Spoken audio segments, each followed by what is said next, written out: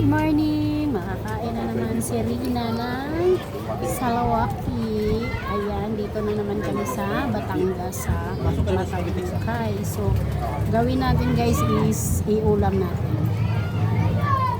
Marami kaming ulam guys. Iulam natin itong salawaki. Kamis kasi guys, no?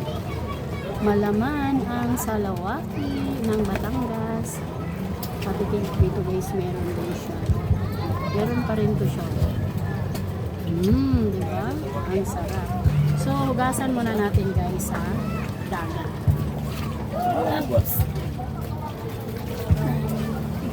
Ayan, para malinis. At tatanggalin natin guys yung itim-itim. Masarap yun kasi bago itong baboy. Laging katay ang baboy. Marami kaming ulam guys, pero ito talaga ang gusto ko, hindi ulam. Ang kinain pala nito is lumot. Lumot pala ang kinain nitong salawaki. So, ano kayang benefits dito guys, no, sa salawaki? Sarap talaga siya i-ulam, in fairness. So, ilagay natin siya dito. Ayan ang ating kanin.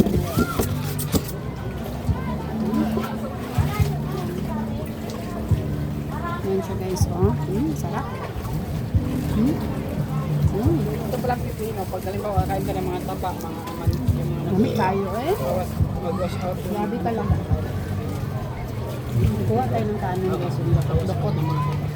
Ayan yung dokot-dokot. Purya-buyag sa nagtanaw, purya-buyag sa naginaw. Ayan, ilagay natin guys sa kanin. So, nakita niyo guys?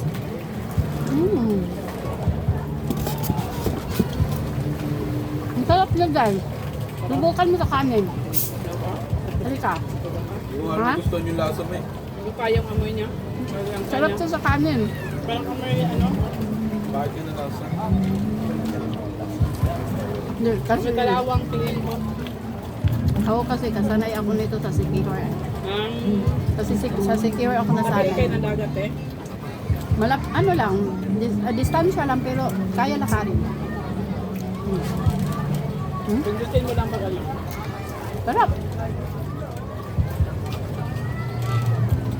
Ang dami guys, oh. Meron pa doon sa ano.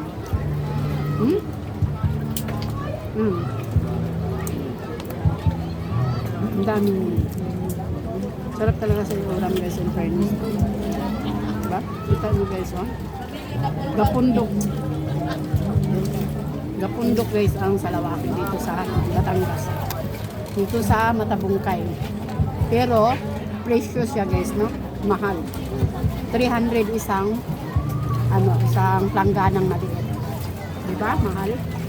Samantalang sa probinsya is kung ka lang, masipag ka lang, makuha mo lang to ng libre.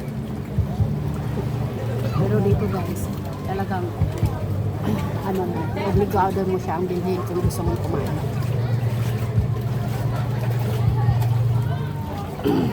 Ay, purya-buyag sa nagtanaw sa aking guys na pagkain. Sarap talaga siya guys. Hindi natin isali guys ang lumot. Ay, ito yan lumot. Hindi natin siya isali guys. Yung lumot. No? Ayan. So makita nyo guys ang aking para siya kasi siyang yung appetizer sa pagkain. Sarap yan. Dagdag tayo ng kanin. Lalo na sa guys, sa tutong. Masarap talaga siya sa tutong. Ayan, purya-buyag sa nagtanaw. Purya-buyag sa naminaw. Buyag talaga, ha? Kalikasan, ulam ng kalikasan, no? Kalikasan ng dagat. Talagang, kapag ikaw ay malapit sa dagat, buhay na buhay. Kapag hindi ka, maaliti, no?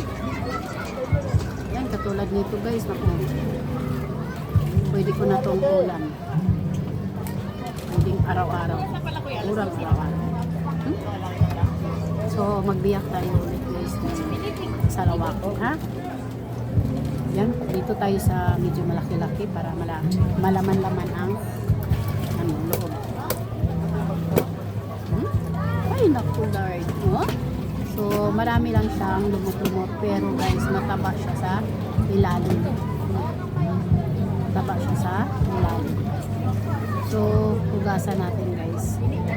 Hindi pwedeng hindi natin hugasan para matanggal ang kanyang itim-itim. Hugasan natin. Wala ibang flavor? Ayan guys. Dito pala kami sa Matabungkay ngayon guys, no? Matabungkay, Batangas. Kasi gusto namin dito sa floating cottage kasi dito lang kami sa area na malalim, no? Kasi marunong naman kami lumangoy. Kaya ayun, sulit ang aming ang aming Nico. Diba?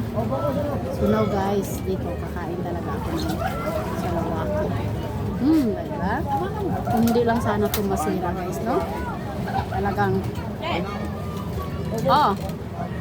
Nakakain pa eh. talagang Ang pangalan dyan?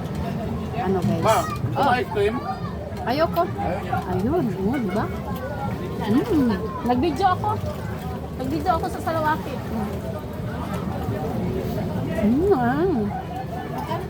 Nagpapainggit ako. Pero hindi guys.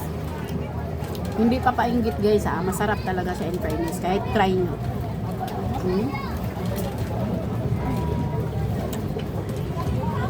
Kahit i-try nyo guys. Hindi mo ma-express, hindi mo ma-analyze or isa-isa kung anong lasa. Basta, masarap talaga siya. Naku. Ako na lang naiwan sa lamisa guys, no? Ako ang naiwan na lang. Tapos na sila. Ayan. So, ipakita ko pala guys ang aming ulam. Ito Ang ganda ng lagayan namin guys. Kinilaw, no? Takip sa kaldero. Kasi guys, talaga hindi namin expected na maligo kami ngayon, no?